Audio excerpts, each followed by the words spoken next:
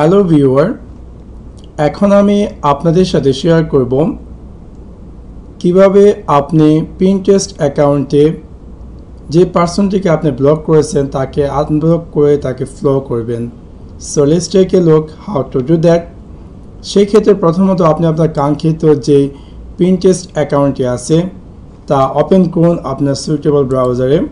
Open করার পর এখানে সার্চে গিয়ে সেই পার্সনটির নাম লিখুন, আপনি যে পার্সনটিকে আপনি চাচ্ছেন যে আনব্লক করার জন্য, এবং আপনি দেখতে পারবেন যে সেই পার্সনটির নাম অ্যাপিয়ার করবে এবং সিম্পলি সেই পার্সনটিতে যান, ওপেন করুন।